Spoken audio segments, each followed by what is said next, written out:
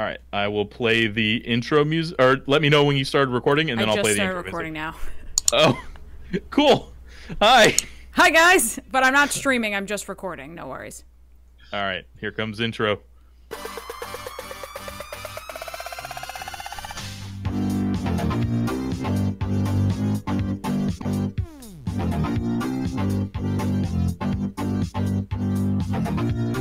Oh, that's the first time I've done that live, so that's cool to watch people dance to it. All right, welcome to the CryptoBasic Podcast, man. This is going to be simulcast. This is the B team today. Yeah, we got the B. No, this is the A team, and I would love to replace our actual team with this one, but Mike and Kareem are gone for the week, so that left me, luckily, to be filling in with Mike and Kareem with two of the best people that I know. One of the best in the crypto space, one of the best in the poker space. We've got CryptoCandor and Roothlus. I guess you want me to go by the screen names. I don't. Yeah, you can just go by Alex. I just put CryptoCandor because I know that's kind of just what it's always set on. All right, perfect. All right, so we're gonna do the Friday flagship, and we're recording it in such a way that we can put it on both channels. So there's gonna be some video, there's gonna be some audio, and we're gonna show Kareem and Mike what a real show is like. Here we go. Now you're setting the bar high. I'm getting nervous. Oh yeah, this is gonna be awesome. As long as Adam's mic doesn't keep making that noise. Was that me again? Yeah, I think so. All right. Chill, Mike. All right. So we always get started with announcements on our Friday flagship podcast, which generally means we talk about things that we might have got wrong. And we messed up something on our VeChain 101. Came to our attention in the VeChain Telegram. Wait a minute. I'm hearing an echo. I haven't heard anything. Okay, that's fine. I didn't hear it on my end. Okay, we're good. Yeah. Video doesn't get cut, so you get to see that. All right. It's going to be a learning experience for everybody. Like I said, it'll be good. It's true. So, VeChain, we messed up their white paper. So this is kind of weird, but basically they had a development plan that I found, and when we do different researches for projects, we always look for their white paper, right? Well, I found their development plan. On the first page, it says this is not a white paper. It's really specific, not a white paper. And I also went to their website, and there's no white paper on the website, which was vchain.com. Well, it turns out that there's also vchain.org, and on vchain.org there is a white paper. So I think we got most of the information that was necessary out of the white paper, but we said there wasn't one and that it was coming with their mainnet launch. Not accurate. It's already out. So important to own up to it when we screw up. That's bizarre. I've never not found one before, so I did tell them, I'm like, hey, I'm pretty good at doing my research, and I didn't find that. So you might want to make a link somewhere. I don't know, but yeah, I had found that in the past, but it said this is not a white paper on it, so it was like, what is that? Yep. I don't know what that means. I've seen like ones that are like, this is a white paper, this is a yellow paper. I was like, I didn't know there were other colors. Yeah, PIVX has a purple paper. Yeah, and you're like, okay. So anyway, like to own up to it when we screw some things up. Also, for our podcast listeners, Kareem's Fireside Chat number 2 is finally coming out next week. I'm so excited. Look for that on Wednesday. I made him say he was going to finish it and we were going to have it released in June. He did finish it, but it's not going to be out until after June. So I don't know if that counts as him actually doing it or not.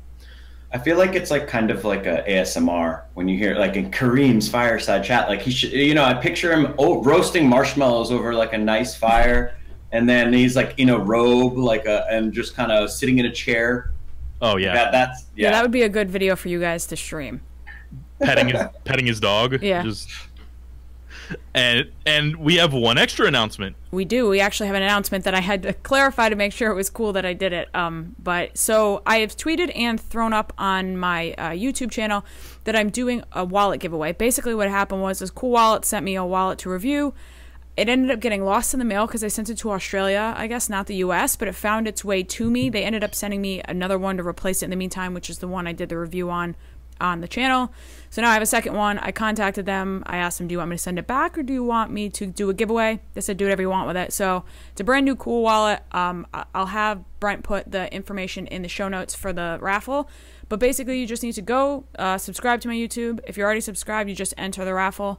I think it's either going to be maybe Thursday or Friday of this week that I'm going to live stream and I'll do a giveaway. You don't have to be present for the live stream, but you have to realize that it's you within 24 hours and, contact me and prove it so that I can send you your stuff. So that's basically a hardware wallet like a Nano or a Trezor? Yeah, it's not as well known because it's a little bit newer of a company. It's shaped like a credit card. If you're curious what it is and you want to check it out before you do the raffle, you can go on my channel because I do have it up, the unboxing and the review up there that I did like 2 weeks ago now maybe. So yeah, so giveaway, free stuff. This is a real giveaway, just not ETH this time.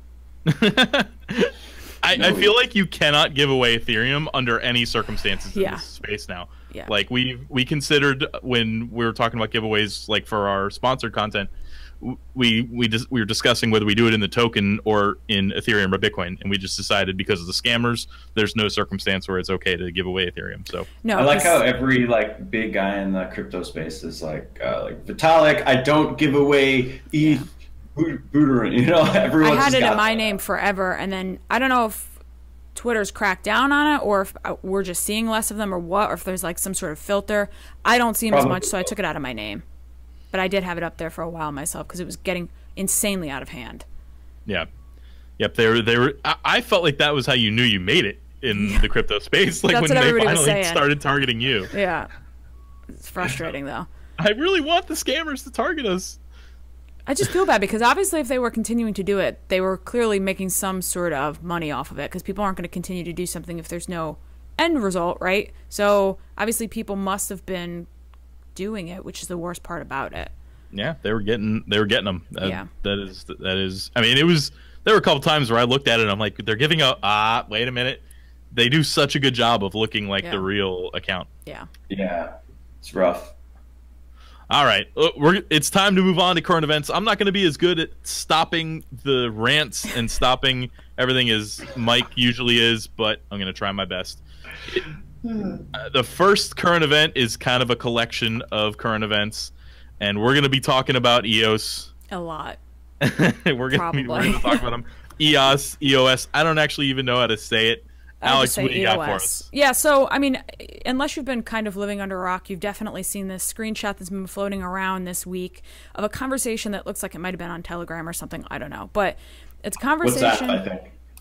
WhatsApp? Okay, that makes sense. Yeah. So it's a conversation with one of the EOS block producers who's pretty much stating that they have better things to do than securing the newly running EOS network, which is the whole purpose of their existence to begin with. I digress. But basically the chat is just one of the block producers showing the absolute lack of care, and then someone from, I think, what might be the EOS team essentially threatening them with some sort of legality because of the fact that they weren't in a meeting or they weren't part of something. So I actually don't know anything about EOS or the network or how it's operated, but in the process of reading on Reddit and kind of just looking online to kind of get some clarity, I found a thread that basically broke down why this is bad for EOS and explained it in a way that was better than I would have been able to.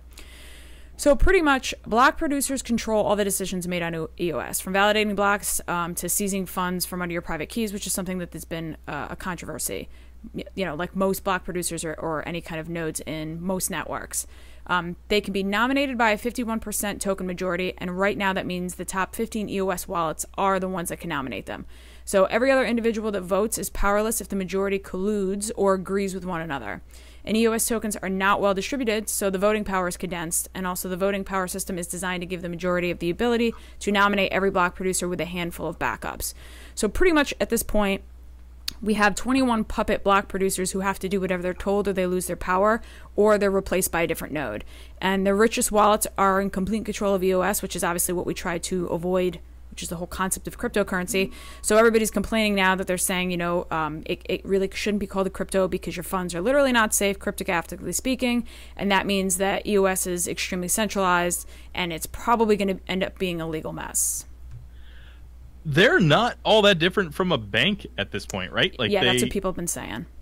They're like a worse bank. They can take your funds, they can move them around, they can say, oh, something fishy is over here, we're going to freeze this account for a little bit, see what we can find out is happening, and it's only up to these 21 people what's happening. So there's more. Right before we got on the air, and I'm going to pull this up on my phone so I don't get it wrong. So video, sorry, this looks stupid. It's all right. It's real life.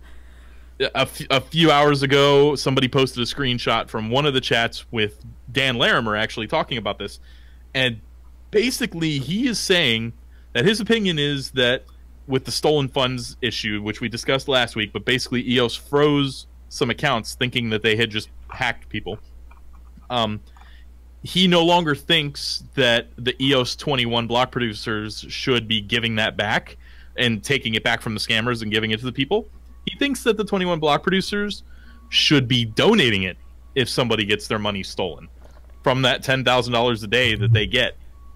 So he also said, well, if you don't donate it, maybe you lose your seat, which is that strong arm that you're talking about, where, yeah, it's supposed to be 21 people who have different agendas and different things, and they're supposed to vote for what's best, but they know if they do something that those top 15 wallets don't like, now all of a sudden they're out, they're not on the 21, they're not getting 10,000 a day. So yeah, that's a pretty strong incentive to do what somebody tells you to do, including Dan. So if he says you have to donate the money, you have to donate the money. He also said that he doesn't think that arbitration should happen with the 21 people. It should only be about the code. So they can arbitrate changes in the code, but if a hack happens, they got to donate. They can't move it back, which is an article of the Constitution that is now being taken out. So EOS was developed as something that had inherent hack protection inside of it. We didn't realize that it was just like these guys send out a fax. No, a fax machine. They sent a fax. Do they use dial also? Jesus. Think about that. They sent a fax and said these different wallets you have to stop. You now have to physically enter those items from the fax that you got because it's not on the computer, so you can't copy paste it and hope you get the right wallet. The whole thing is just so convoluted to me. Like, I don't understand why all of these processes need to have happen in the beginning. Why is there a constitution? Why are there all these rules? Why are there all these laws? Why is it governed? Why do people have strong arm ability? Like, there's too many variables and moving parts for this project for me to ever feel comfortable being a part of it. Like, if I can't understand something, at least on like a baseline level, then I'm not going to buy it. And I just don't get EOS, honestly. I always had a sneak. I never wanted to take a hard stance. I did take a stance against it, but not like a hard line like this coin is bad, don't touch it line. It was just like, here's some red flags that I see. Can't really blame you if you want to invest, but I won't be doing it myself. Now I'm actively on the opposite team. I'm saying I feel like this is dangerous and it's very volatile and it has a lot of money. So I want it to succeed, but I would never touch the coin until this is all figured out. I'm not trying to necessarily defend EOS, but also this is like kind of like Dan Larimer. It seems like he did do something that was kind of like helpful. No, but it's like there's so much going on. And you're like, we just want to talk about something, another coin. Yeah, calm down. Happening. He's right. What he's basically saying, this should be more like other cryptocurrencies, and it shouldn't be people deciding if this person sold a Lamborghini to this person and then they didn't pay up on their end of the deal or whatever, that it should be part of the code. He's right. It's just weird the way it's going. So even though I like what he said in that particular screenshot.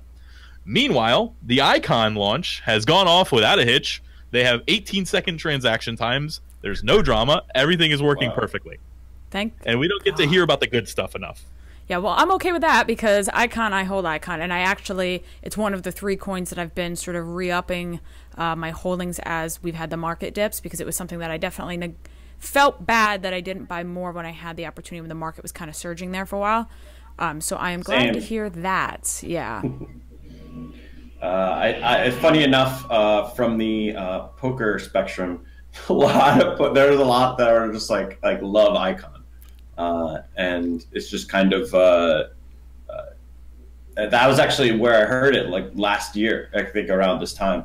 But it's been really interesting to see it just kind of do mostly everything right, I'd say, since it's kind of become a thing. I know that there was like a hitch maybe a couple weeks ago, but it was like kind of a small one that was almost... It was something like, Brent, I think you actually clarified it for me. It was like they were able to cancel transactions, but that was like the most they were able to do, right?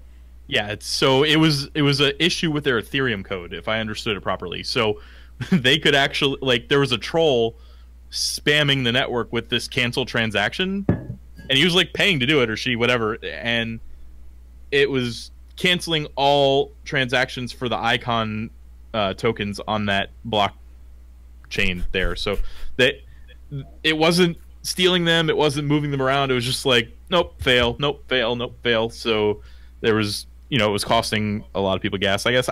It may have also, it was before the Icon mainnet launch, so unless somebody was messing around on Icon, I understood it to be on, I could be completely wrong on that though, but it was canceling the transactions. They fixed it, so I don't know. I liked a lot about Icon. You can listen to our Icon 101 episode. They are very decentralized. They've got a really good vision for combining everything. And even in our like pretend future episode, we mentioned the Icon Council. So I think there's a legitimate future for them. Yeah, I agree with you. I did a video on them too. I think probably about the same time you guys might have done yours. Because I remember like looking at information for reference and just being like, Jesus, it's like one of those it was hard projects that like there's just so many levels and facets and things, and it just took forever to get through. But it was definitely kind of satisfying after I finished it to feel like, okay, well now like at least I have like a slight grasp of what's going on. All right, so Adam, you brought this one to our attention. This is actually kind of cool. There's a venture capital firm. I hope I'm. Actually, hold on. I'm gonna stop you because on the outline he wrote Andreessen, but it's like with three. There's three E's, two S's. It's like Andreessen. It's two E's, then two S's. Andreessen Horowitz. Totally close enough. He almost nailed it. It's just funny. But yeah, they're launching a $300 million crypto fund, which is kind of funny I was glossing over it. But yeah, and do you know, and I don't know what you guys know about Andreessen Horowitz, but that's Mark Andreessen and Ben Horowitz, which are like two venture capitalist titans. I feel like there was a period of time where I just started watching Pando daily fireside chats, actually. And it was like Ben Horowitz was on one of them. And I actually read or listened to his book on Audible. It's like the hard things about hard things, I think. So what's the point of it? So, I mean, they just want to get involved. I mean, they're just kind of, it's more long-term vision stuff. And they are very, I mean, I think they're probably A16. You've probably heard of, maybe seen them on the interwebs somewhere. The interwebs. Yeah. They have a podcast. They have the A16 podcast. I didn't know that. I didn't know either. And when I started looking into this, I'm like, whoa, these guys have a podcast. So I got a notification that they opened my email where I asked them to do some sort of collaboration. I'm like, hey, you're a podcast, we're a podcast. Let's do something. I don't know if they're going to do anything with it, but I know they opened it. So if you see this, I see you. Yeah, I know that you know that I know. Anyway, it looks really cool. They're specific about being long-term. They don't care about the day trading. They're investing in what they consider to be great future technology. They are, they're not pulling out. This is only good for the space, only good for them, and I hope a lot of great projects get. Are they going to share like publicly what they're investing in? I don't know. Because that would be interesting. The announcement of the fund was just like a one-page, almost like a press release. We'll have it in the show notes, but it's at a16zcrypto.com. You can go there and take a look at it. I do want to mention that it's a $300 million venture fund. Yeah. Like just starting out of the gate with 300 million put into crypto. In this market, I mean, is that currently just 1% of isn't that just 1% of the current market cap? Yep, current market cap it's actually more than 1%. It's under 300 billion. Like, that's kind of absurd when you put that into perspective. Yeah, that is pretty crazy. Also, to mention how if they're investing like relatively soon, imagine how far that 300 million is going to go because of the situation with the market. This could be like a big bull sign, to be honest. Just kind of like thinking about that. The fact that there are probably other funds that are gonna start doing this as well. One can only hope. There's a lot of people who are very close to having their fund or their firm ready to invest in crypto. So, CryptoCandor, have you watched Silicon Valley, the show? I love it. I am actually interviewed the Pied Piper parody coin. Oh, that's hilarious. I think I might have seen a little bit of that, but it's kind of like that where, in Silicon, I feel like it's really a depiction where it's like, oh, Mark Andreessen has a crypto fund now. I need one. And everybody just kind of snowballs. Yeah, well, I mean, and I think that's probably how it really is in real life, I'm guessing. I don't have any experience, but if one big corporation or one big group of people with a lot of money are going into something, everybody else is going to at least take a look at it. Yeah. Here's how it works. They go to their like galas and their fundraisers, and they go up to each other, and they're like, "Oh, John, how you doing today, buddy?" And they smack glasses, and they're like, "What are you investing in these days?" I'm just not their cryptocurrency. What about you? Well, I am now too. Cowboy, it's a cowboy in Silicon Valley. I'd actually watch that. Possible. I don't really know why I was using that accent, but yes, that's kind of how it. They're gonna run into each other at big events where there's a lot of people with a lot of money. They're gonna see somebody who's successful and be like, "What are you doing?" "Oh, I'm doing this." "All right, maybe I'll look into that." Spread slowly. So more money in the space can only be better. All right, Brent, I'm gonna we got to move on to the next topic. Kareem would appreciate that. Yes, yeah. So, Brent, this is one I'm going to tackle anyway, real quick. Pornhub. We're talking about Pornhub. I like talking about Pornhub on crypto podcasts. So I'm going to say this how I found out about it. So, in the Discord, somebody posted Pornhub is to accept TRX. They're accepting Tron, and I'm like, wow. So Pornhub is just trying to form scam Voltron. Like they added Verge, and now they're bringing in Tron. And then, unfortunately, a little bit later, they're also bringing on basically my favorite coin, which is Zen. Yeah. And I'm like, what? What is going on? How is Zen even in the conversation with Tron and Verge? So, yeah, Justin Sun's had a busy week. He bought BitTorrent, which it seemed like big news, but the company is actually useless. They pretty much failed at everything they've ever tried to do. But maybe he can make something happen with a little hype machine. I don't know. They tried to do like a video streaming service that failed. They tried to do like there was something else they tried to do, and that completely failed. They tried to bring on new CEOs. They ended up fighting each other. I'm paraphrasing, but go look up the history of the BitTorrent company. You will not be impressed, other than the fact that that's where everybody gets their porn. So this is an interesting. This is an interesting thing. So Justin's cornering the porn market here. He's got TRX making the Pornhub partnership, and he's got BitTorrent. It's a good way to look at it. So I was not happy that Zen was involved in this. I was hoping that they just got it for free, and they're like, of course, this is good. So I actually listened in on their bi-weekly call, and I asked, they do a Q&A section, and there's not a ton of people that listen, so they read all the questions. They skipped mine. My question was, did you get paid for the Zen integration into Pornhub? Now, you mean pay for it? Yeah, sorry, the other way. Pay for the integration. I was hoping that they came to them and they're like, hey, we like your privacy. Can we? No, of course not. So they did pay. They can't disclose how much, but they said it was a good deal. So they probably paid a lot less than Verge, and we don't know how much Verge paid, but the guy had to beg for $3 million. So I would imagine. So I'm gonna riddle me. It's probably $3 million, in the range of, in the ballpark of $3 million. I've seen numbers as high as $7.5 million, or it was 75 million Verge. I don't know what that turns out to. So I just like, this is once again where I'm kind of like, okay, yeah, it's weird that like Zencash would choose this route, but also like it kind of like porn kind of aligns with like there's just, it kind of is like a like in between, like it's kind of a seedy thing a little bit, like maybe crypto is at times. So I'm like, there is a little, it makes some sense if Pornhub is really trying to like get involved with crypto just from that, but it is a little weird that it's like Tron, Verge, and like Zen, you know, from like everyone being like, like, oh, these three, but we've already seen what these others are doing that people kind of know. But also, it might end up being like just like kind of a good way to get people to use a coin.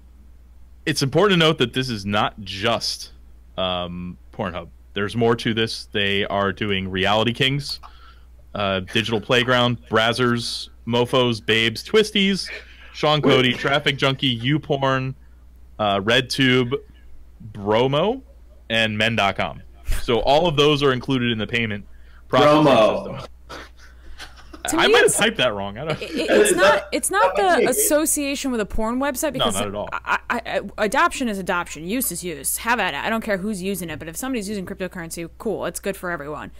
It's the, now that there's going to be articles and titles and talks of Zencash, and then it's going to be followed by Virgin Tron. So it's not porn for me so much as it's the association with two very, as far as I'm concerned, not legitimate projects that have a very spotty past. And that being said, Zencash is a pretty reputable project working with IOHK, and they've got a good following and a good community, and they've got awesome goals. So really, like, what's in it for them? Like, what are they getting out of this partnership is what I don't really understand. Like, maybe people read headlines that say Zencash and some people get interested and Google it. Like, I just don't understand the point. So here's why I don't like this a lot. Now, the morality of porn, in my opinion, porn is fine. There's nothing wrong with it. It's considered seedy. I don't think it should be. I don't think there should be as much of a stigma attached to it. I invested in SpankChain. We even had one of the SpankChain models on the podcast.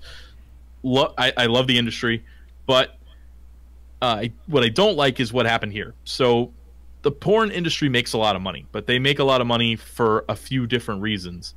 Pornhub specifically doesn't make a lot of money off of people paying for subscriptions. They make a lot of money off of advertising. Yeah. So the amount of transactions that this is going to result in for Zencash, which is the idea, the marketing spin here is it's good for adoption, is going to be minute compared to, say, picking a random internet retailer that's nowhere near as popular as Pornhub. I have a friend who owns a company called wildfoods.co. Well, that's their website. The company's called Wild Foods. If they had made a partnership with him, spending probably 1/10 of the money, they would have probably gotten more physical transactions, because he sells coffee and matcha and that kind of thing. And that's transactional, and there's no free way to get coffee. So on top of the fact that most people probably do get their porn for free, the ones that don't are probably not cryptocurrency users. They may be on Binance buying and selling and day trading or whatever, but I would guess that there's a very high correlation between getting your porn for free via pirated means or for just going and looking on Pornhub and cryptocurrency use. So another reason that it's not going to be very many transactions. So once you eliminate the help adopting the currency, because I don't feel like it actually helps a lot, now you're left with the marketing side and increasing awareness of Zencash, which is fine. If Zencash was the first one to do this, it'd be cool, but it isn't. Yeah. I mean, look at the power of what Verge was, when people are like, "Oh, Verge," and like, and then it kind of just died down. But if Zencash had been the first one, it would be completely different. You're right, and it's just like you don't want to tie them together. It's also tarnished to me. Like everybody mocked the partnership with Pornhub for Verge. So how are we gonna stand here now and be like, okay, yeah, this is good for crypto, this is good for Zencash, when we were literally just saying a couple months ago, terrible, stupid partnership, they paid for it. So I can't, it'd be contradicting my entire thought about it from the beginning, and I'm obviously not going to do that. So my opinion still stands. I just don't think, like you said, transactionary wise, it's not really beneficial. And yeah, sure, maybe there's going to get some Googles out of it, but it just doesn't seem in the long run like a very good use of their funds, even if it was a good price. Right. And what I'm most worried about is now we're going to see memes like, oh, we got 51% attacked, time to join Pornhub, because they had a 51% attack, handled it perfectly in my opinion, and they've moved.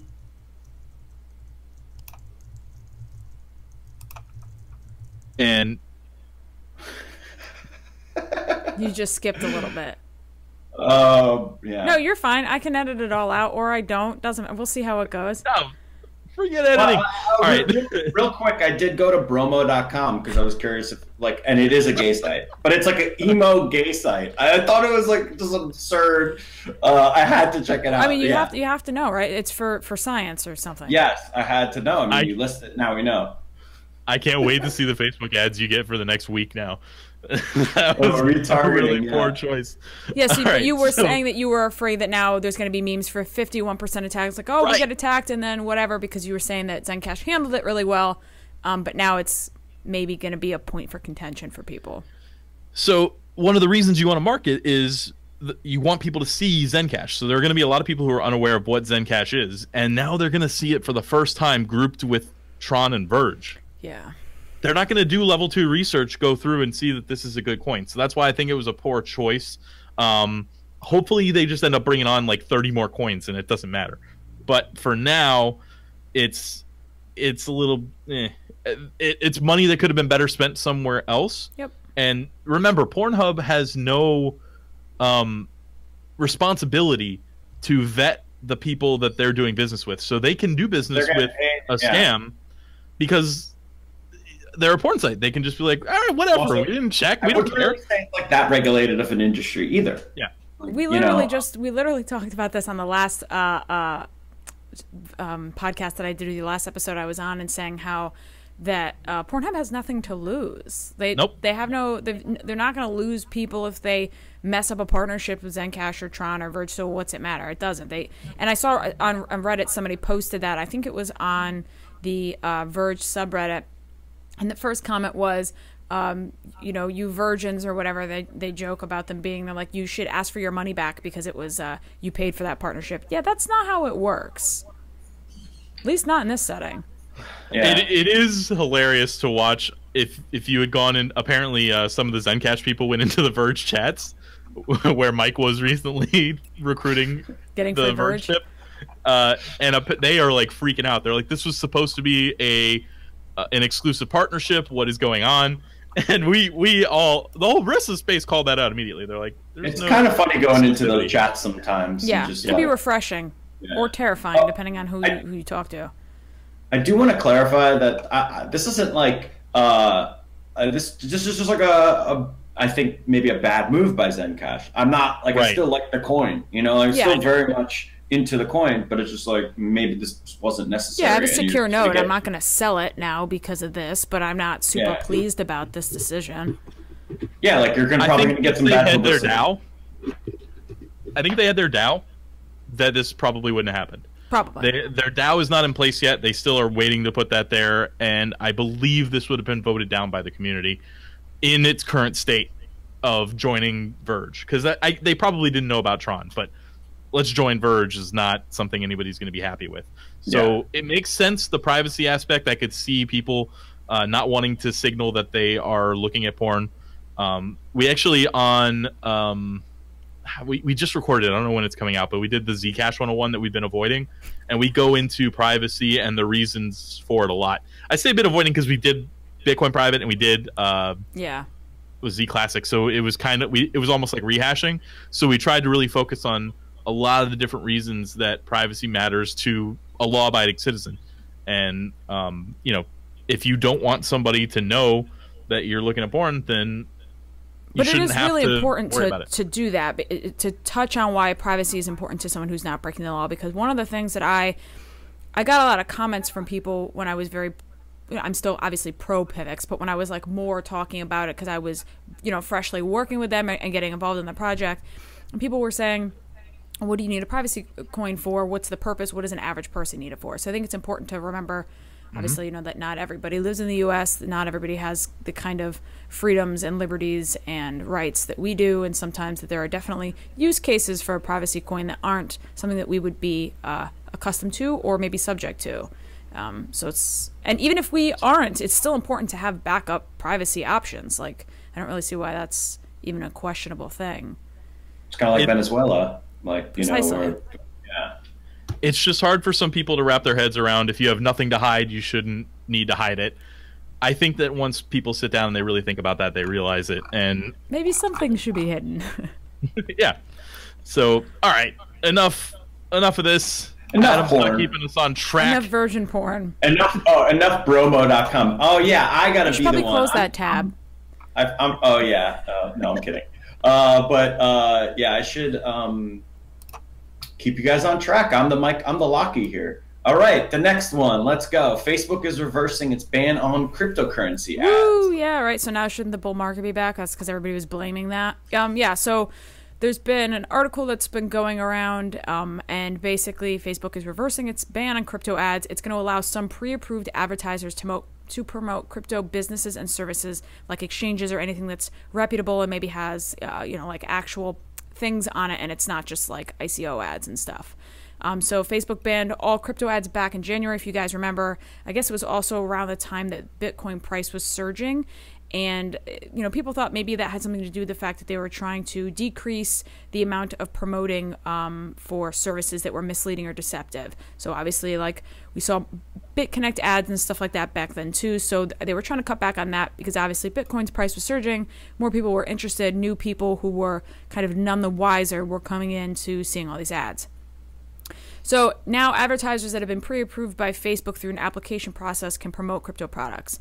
However, an important point to mention is that, already went over this. The ICOs are still banned. I like how I skip over things. So interested advertisers may show Facebook licenses that they have obtained and whether they are traded on public stock exchanges and other relevant public background information about the business. Basically just like legitimizing the company or the group or the project that wants to set an ad or run an ad. So like, a project that people know and that has a good backing instead of just random ICOs that we see all the time popping up out of nowhere. It needed to stop. Yeah. Back then it was out of control. I mean, and it sucks because we were just starting the podcast then and we wanted to use Facebook to increase our reach. We were willing to invest a little bit of money in that to kind of get ourselves out there, and right away we couldn't do it. So, but I was getting sick of it, just scrolling through your Facebook feed. The next Bitcoin is this, next Bitcoin is that.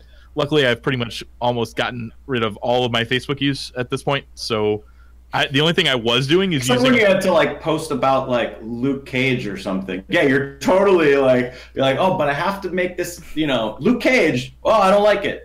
No, I was using Buffer to post on Facebook, which is like a third-party app that'll post for you, kind of like manage your social media. Yeah. Well, Facebook is banning all third-party ads or software. Why? So I can't even use Buffer anymore. I don't know. I guess they want to have more real people interaction. Maybe their partnership with Cambridge Analytica told them they needed to do that. Yeah. Yep. It is. I do think it's kind of, I see a little bit of like a parallel. You know how we always hear like news from China, like the government's going to ban cryptocurrencies or whatever. And then everyone's like, oh my God. Well, this just kind of seems like, I wonder if the Chinese are like seeing this and like, but it's like Facebook banned crypto. Oh my God. There's, it's kind of like, oh, you're only worrying about the FUD from. Yeah. Like they're freaking out. Yeah, no, it's kind of like, I wonder if like sometimes they like will see something like this and like, oh no, like we're screwed, sell. Like I'm sure there's some sort of panic that happens in other countries, and I thought. Oh yeah, absolutely, but I mean, I don't know if China really cares about us so much, and we also don't know how much they're actually seeing because their internet is so regulated anyways. What is the internet over there exactly called? I forget. I don't know, but I see like jokes online that they say that you have to cross the Great Firewall of China to get in, which I liked that play on words. John Oliver just did a segment on China's censorship, and now HBO is banned in China. Oh yeah, I saw that. They were trying to wipe John Oliver off the Chinese internet. Google is banned too, right? Whatever that is. Yeah, clearly, but I'm trying to figure out what the Facebook is. I know that I've like heard. There's an actual name for it. Yeah, they basically have versions Clones. of both Facebook and Google. Yeah. So to round up the end of this Facebook section, though, I did apply for the Let me know how trusted that ads. goes. So we'll see if we end up passing the test. I don't know if we're going to take any ads out, but I'd like to be able to if I want to. Yeah, So. having the option would be nice, and I mean, you know, do it while they are allowing it, because who knows, they might change it again out of nowhere. Mm-hmm. Yep, and also, Adam, to your point, Luke Cage was terrible, and it needed to be said. Like, that is one of 10 Facebook posts I made in the last month, and Season 1 was amazing, easily an 8 or 9 out of 10. Season 2 was a 2. It was worse than Iron Fist. I don't know what you're talking about. Yeah, like, all right, okay. He's talking TV about show? Marvel. Yeah, They're Netflix shows. Oh, okay. Yeah, the main character from Luke Cage was actually a big part of The Good Wife, which I randomly watched all of, and he was really good in it. Yeah, I randomly, accidentally watched the Gave entire up series. 12 hours of my It was- life it for the was- show. it was on Netflix in Canada, and it wasn't in America, so I just was like, this is very. I mean, I enjoyed it. It's a good show. Sometimes falling into stuff like that is good. Yeah. All right.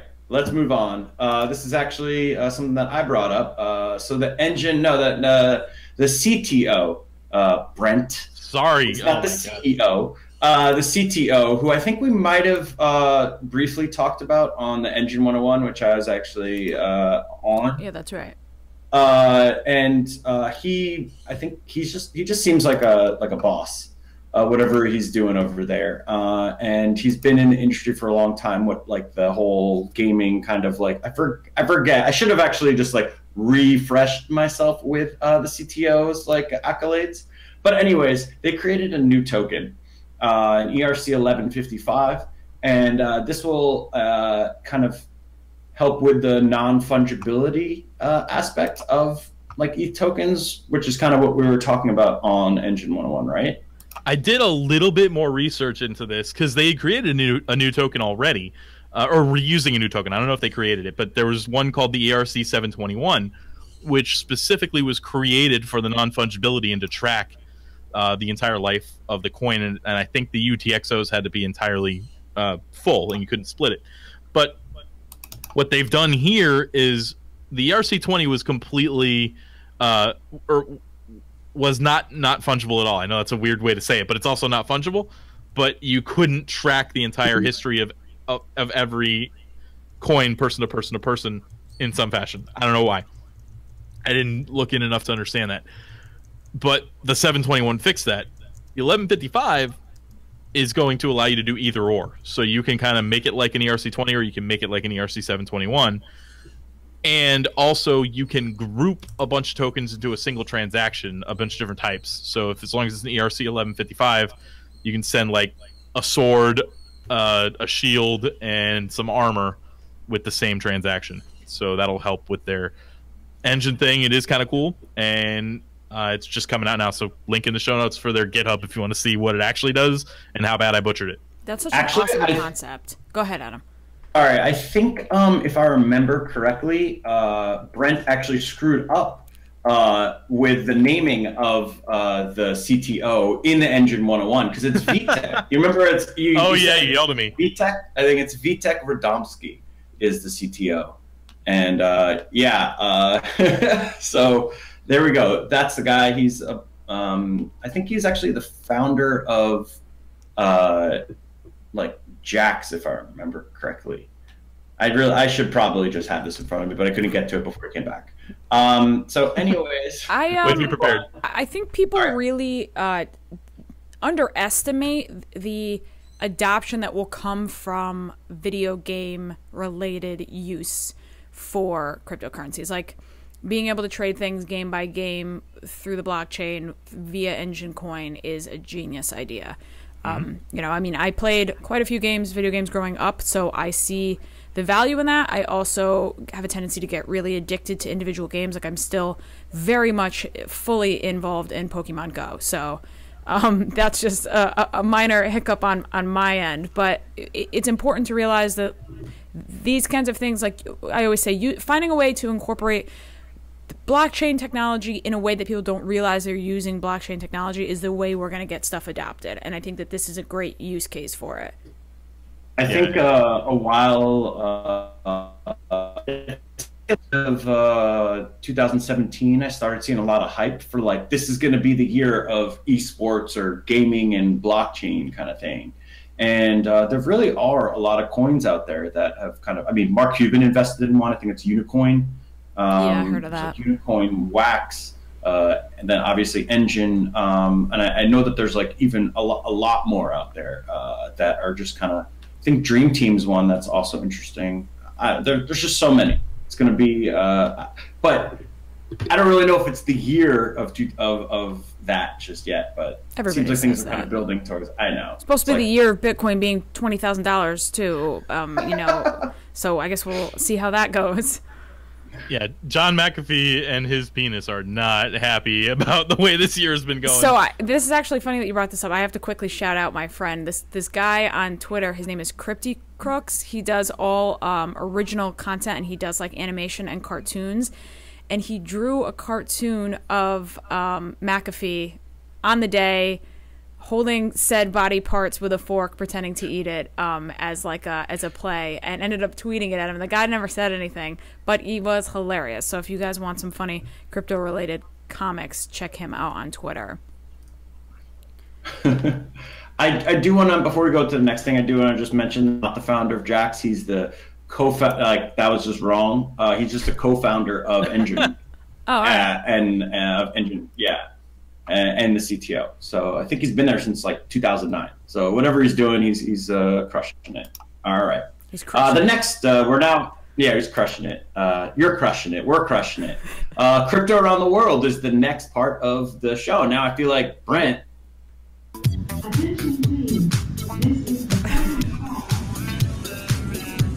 Yeah. Little Daft Punk. Who made these drops for you? Well, that one was made by Daft Punk. I don't even know if we're allowed to use that. Well, we'll figure that. We'll cross that bridge when we come to it. I was wondering that. I was like, whatever. Maybe he changed it. No. So, crypto around the world. Something I actually found this morning, which I thought was pretty cool, is apparently Switzerland is getting into blockchain voting. In the town of Zug, they're starting a trial run of blockchain election systems, essentially allowing citizens to vote on a couple of soft issues to start. The mayor says, there's a quote here that says, "Who knows, in 5 or 10 years' time, blockchain may be used for votes. Not everyone has faith in blockchain or even e-voting, but I personally believe it has potential." He strongly believes that blockchain-based elections will hold their own against other electronic voting systems, especially since properly set up systems would theoretically reduce the probability of tampering significantly. Again, another awesome use case, I think, for having people use blockchain tech without necessarily realizing it, and considering the kind of state that the U.S. political system is with the last election and things like that. I do think purifying the voting system could definitely benefit kind of everyone overall. Right. Yes, I agree with that 100%. That's awesome to see. This is how it's always going to start, like little towns starting to adopt it, and then bigger towns realizing there's less risk, and they adopt it, and now all of a sudden it's a county. Now all of a sudden it's a state or a province, and now all of a sudden it's a country. Like this is really, really good. So when you say little town, have you heard of Zug prior to this? No. Okay, Zug is like the crypto capital. Oh, I feel really? like there was a period of time where I think there's some Akasha is like some, I don't know. I remember back in like, we'll say 2000, late 2016, I just like found out about it, and it was just like there's so many. It's just crypto everywhere in Zug in Switzerland, and I kind of just want to go to Switzerland anyways.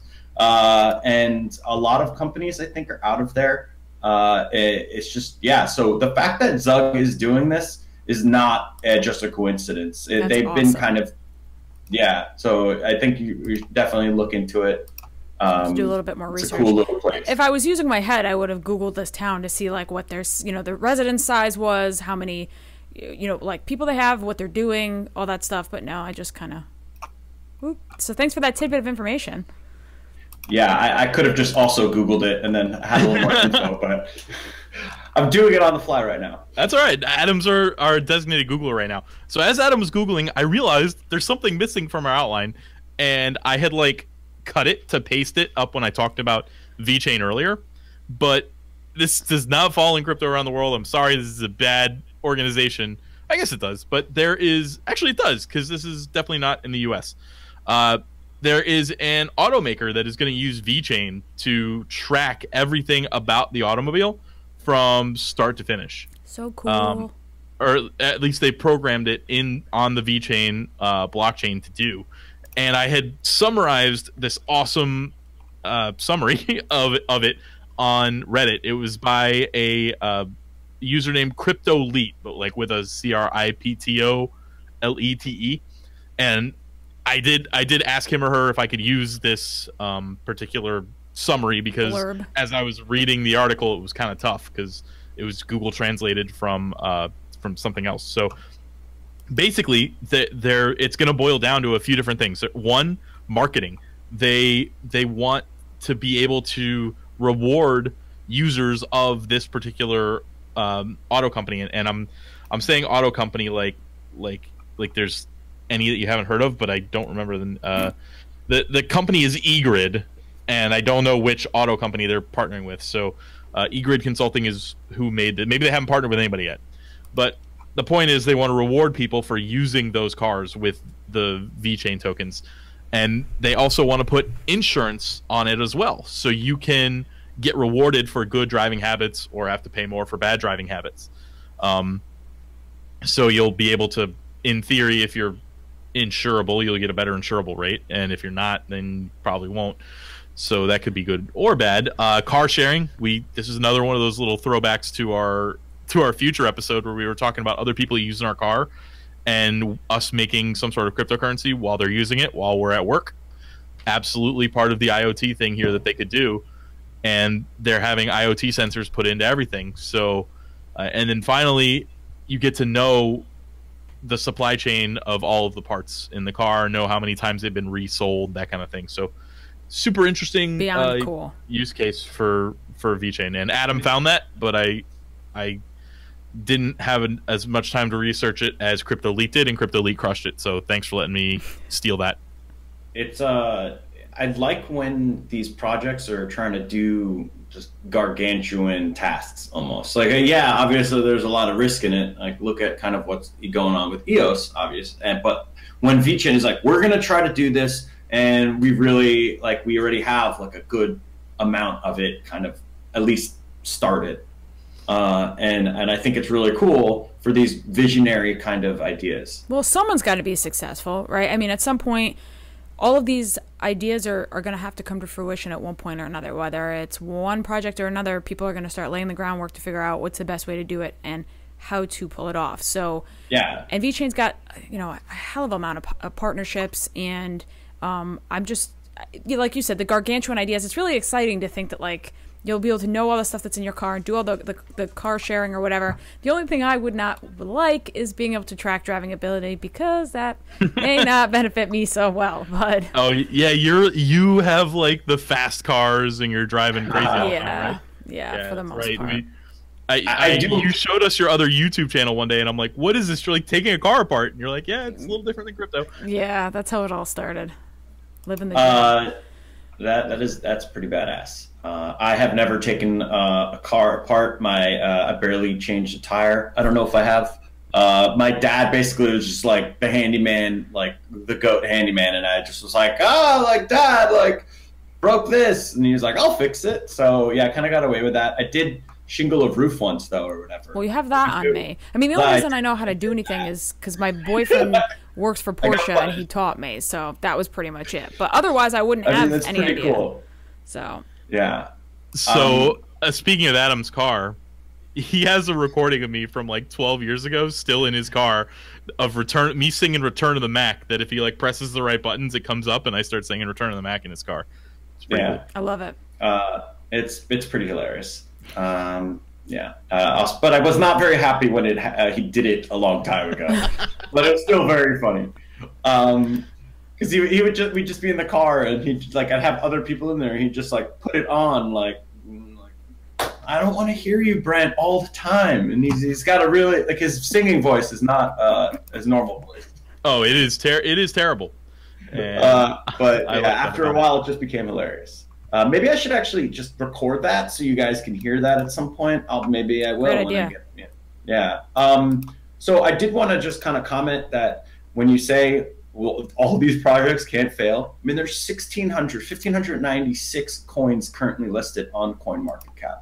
If all of them fail, like if none of them do anything worthwhile, that's just, it's just kind of the law, almost like, how can they all fail? Well, they can't. Probability-wise, something's going to no. go right. Yeah. And I mean, like, I really, recently from picking up, doing the interview with Seal, doing research on the supply chain coins, I really feel like that is going to be a huge way for adoption to happen. And I definitely think that out of the gate, that's going to be where we're going to see the most use cases initially for crypto. And so VeChain working with automotives, Walton doing whatever they're doing, Wabi and Modem and Ambrosis and all these projects. Wabi. Yeah, I think it's awesome. And I love to see what problem they're solving, what concept they're trying to use, or what tech they want to get involved in. But yeah, I just don't think that they're all going to fail. I think one of them's got to give. And VeChain's one of those ones that I picked up since the market's been down. So yay for that. Yeah, my only knock on VeChain in their episode was their pseudo-centralization, but they may not be wrong that is a better way to go than complete decentralization. I don't know. I would prefer complete decentralization, but sometimes you have. I think as you get more, like corporate kind of like you try to go. Supply chain or kind of business oriented. You're not going. What is it? They want some assurance. You're going B2B kind of thing. Yeah. I think it might be a little more important to be a little more centralized than you would like. I think you've actually said that, Brent, on one of your episodes. Yep. So I do. Before we go on to the next topic, I did Google Zug, and there's this thing called Crypto Valley. It's actually called CryptoValley.Swiss.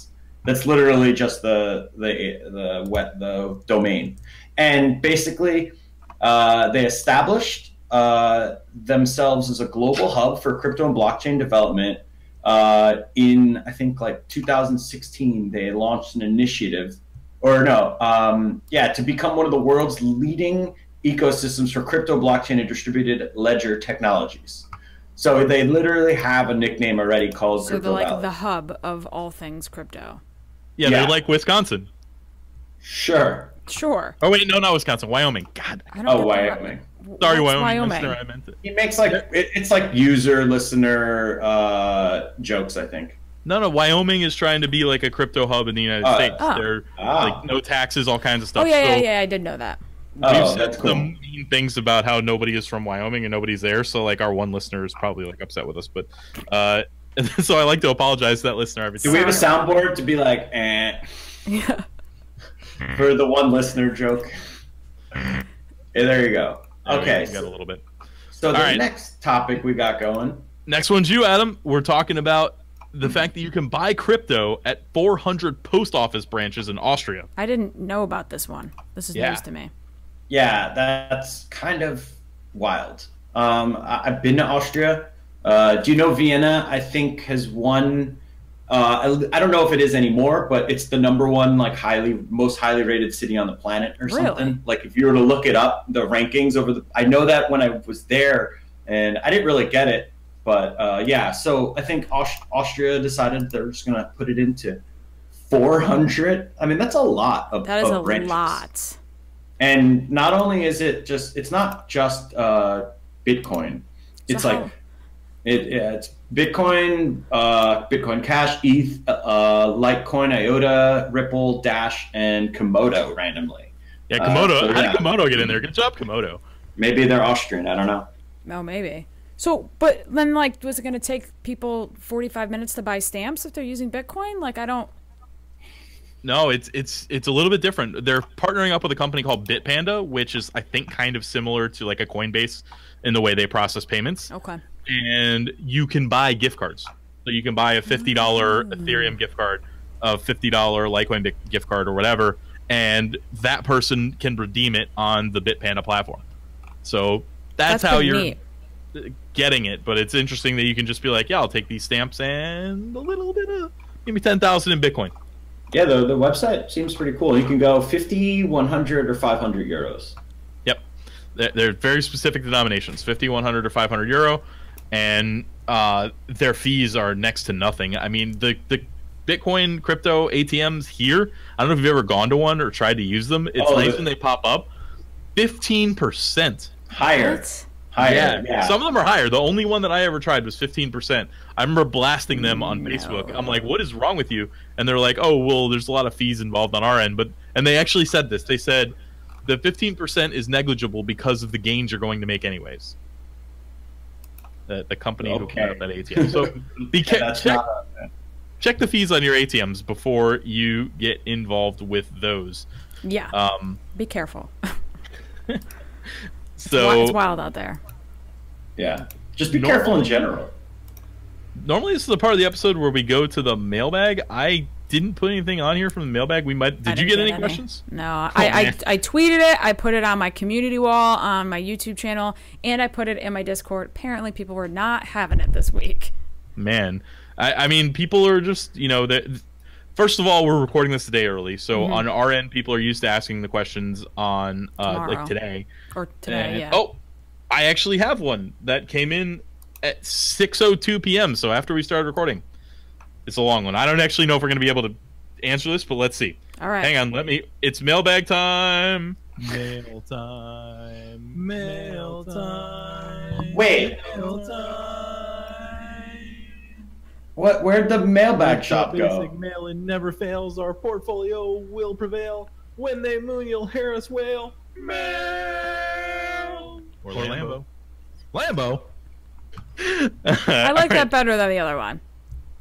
We have the mailbag shop one. There's been a couple. Those are a couple of user submissions that we kind of are now alternating with on Friday. So sometimes we have the 50 cents. Sometimes we get the Blue's Clues ripoff. So that's what I had ready for today. All right, this was asked by Chicago 000. I imagine it's a play on Chicago. Hey guys, love the podcast. Curious as to your thoughts regarding Jimmy Song's Medium article, "The Truth About Smart Contracts." Well, I haven't read this, so I don't know if I'm going to be able to give any thoughts. He basically argues that smart contracts are impossible to enforce in a trustless way because of the Oracle problem. I don't know what that is either.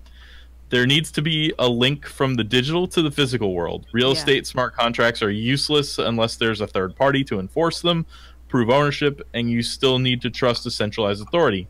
Any examples you can think of in the real world, not digital, where smart contract doesn't rely on trusted third party to enforce or confirm?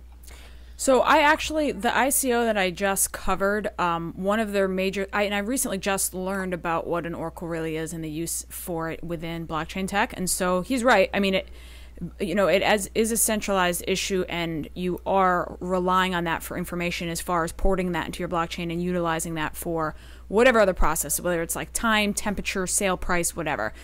So I don't really know of a situation off the top of my head that smart contracts wouldn't still be falling victim to that issue. I also, again, we didn't read the articles, so that kind of prevents us. I can't think of any legally binding ways in which blockchain interacts with the physical world yet. It's not there. You have to have an authority willing to enforce a smart contract. You can enforce a written contract with a lawyer, but you can't enforce a smart contract with a smart lawyer or anything. I think there are companies working on this, but there certainly is nothing yet. So that's going to be something we see in a couple of years where there starts to be some legal precedent for this, but I cannot say any off the top of my head there's digital goods, like Engine's a great example of transferring a good from a game to a game, but there are not nothing. There's people putting pieces of things on the blockchain, but I imagine they just have contracts in place. Yeah. Sorry, I've been off Googling. No, you're good. Google. So I Googled the article on Medium. Also, just to give a little perspective, Jimmy Song is a Bitcoin educator, developer, and entrepreneur, and then he's got a PGP fingerprint, whatever that means. And then I guess he kind of just goes through it. I didn't really read it. like, but it seems like it's just, yeah, it's trying to explain why why smart contracts are a thing. A lot. It's not just like, I think as kind of like a sensational headline from what it seems like the truth about smart contracts. It seems like it's in like a kind of a negative light, and I think it's like he's trying to just talk about it more. He could be a Bitcoin maximalist, whatever you want to call that. But he's also not wrong. They cannot interact with the physical realm, and without something changing in jurisdictions, it's not going to be possible. So maybe Zug can. That was actually a reply in one of the comments. Yeah, I even went into the comments to figure it out. It's basically saying that like people are trying to kind of do that. Like, I appreciate the article, but people are trying to, are trying to also do that. So I mean, that's obviously the next step. Yeah. Yeah. All right. So from this point forward, it's going to be nonsense.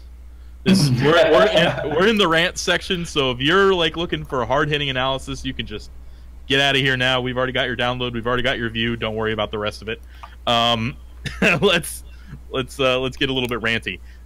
I've got something written here. It says EOS or EOS dash honestly though.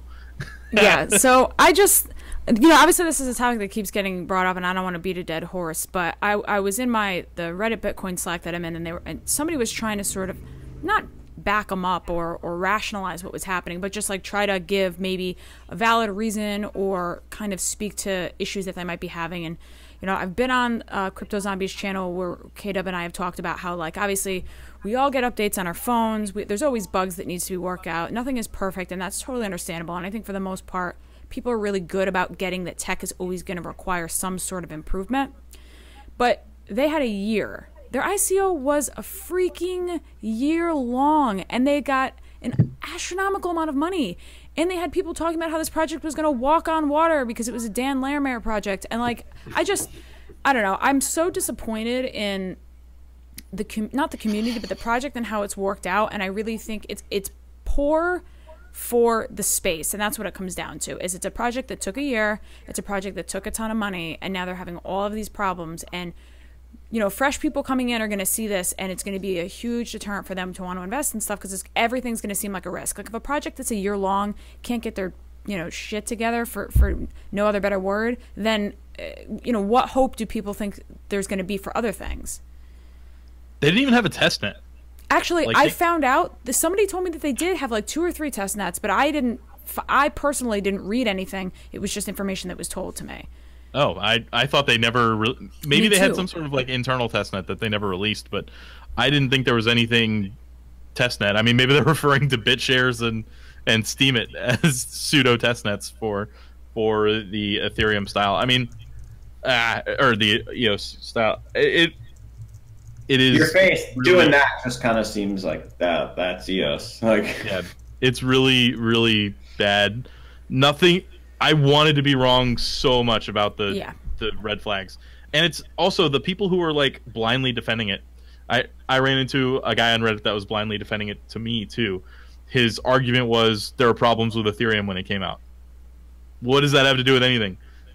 Just because Ethereum had problems doesn't. Yeah, it's not. One is not like the other. $4 billion. Yeah.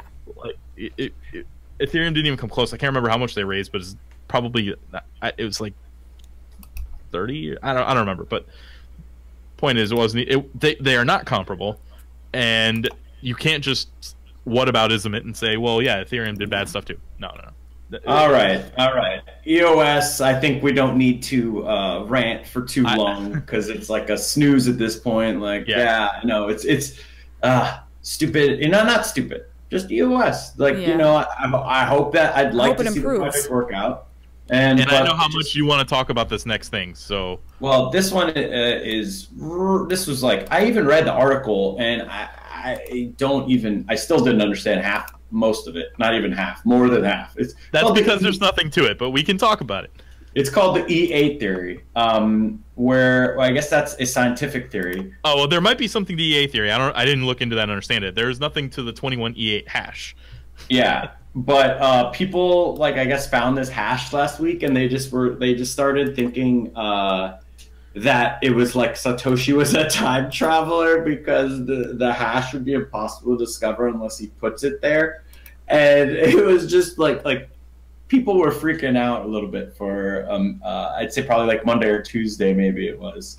So they're just reading hash and seeing patterns and like putting on tinfoil hats. They're seeing patterns where there aren't patterns is what's happening. But basically E8 refers to the theory of everything is a certain way, and Satoshi Nakamoto is very loosely related to like something everything, like the what the name means. So they think that he had a part in E8 theory or was liked it or something. And then 21 is the number of million Bitcoin that are being created. Yeah.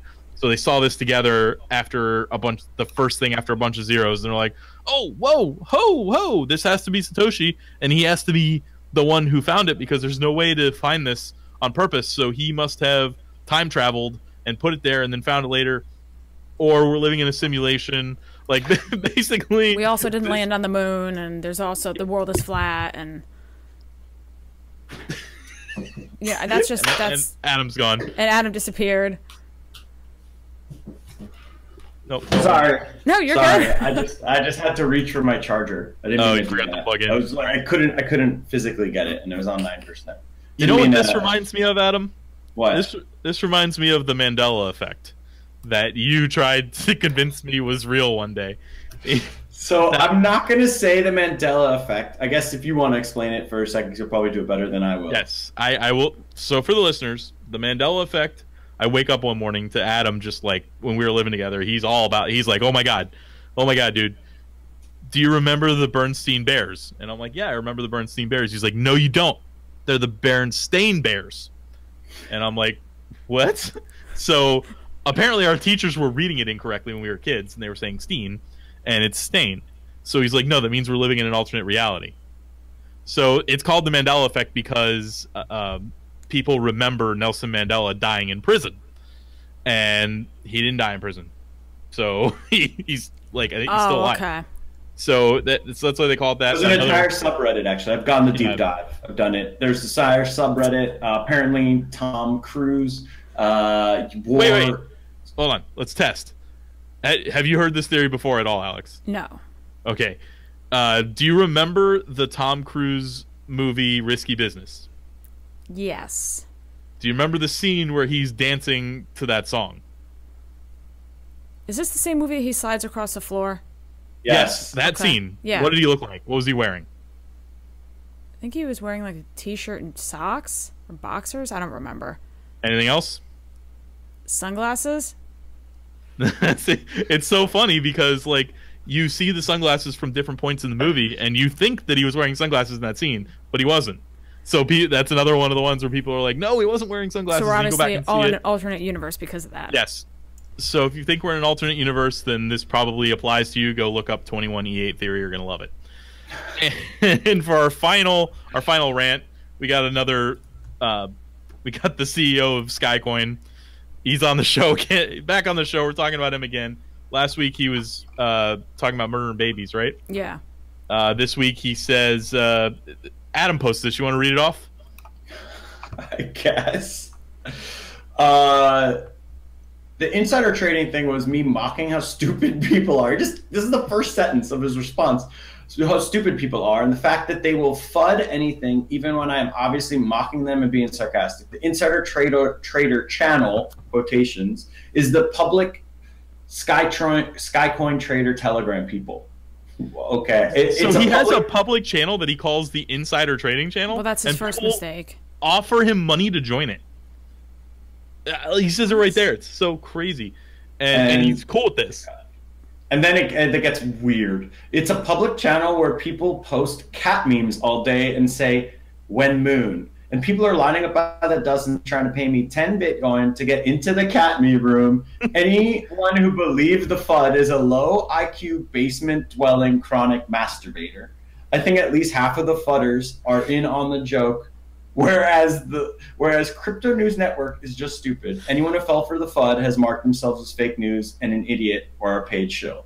I don't know what I just read, but the guy's crazy. Really Yeah, he's insane, or he's trying to work on a partnership with Pornhub.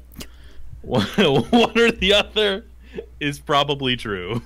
Ridiculous. Yep. So avoid Skycoin, please. Yeah, don't do that.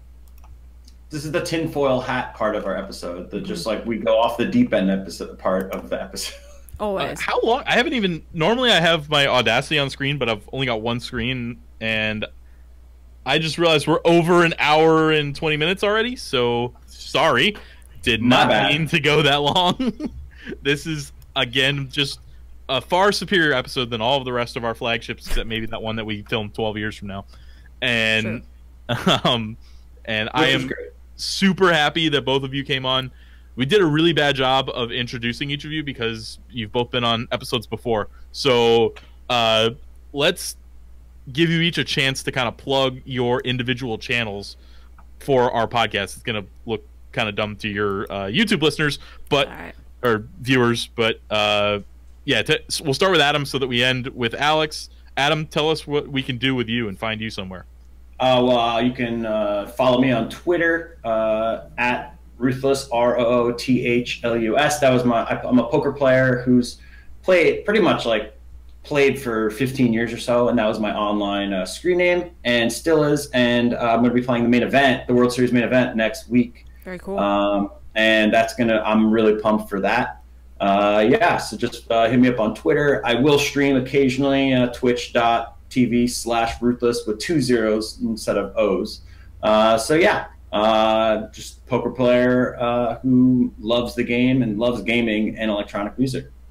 And obviously you guys know me. I am Alex, but also CryptoCandor, run the channel. You can find my YouTube channel, literally just search CryptoCandor.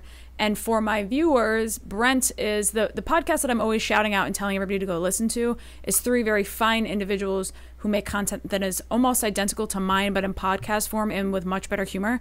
So if you're interested, I'm going to leave the links for Adam and for their podcast in the description. Please go subscribe. This is actually the 3rd podcast that I'm on with them. So you can go find some Easter eggs of us hopping around on different episodes and stuff. But content's great. Please go subscribe. Go give them the love.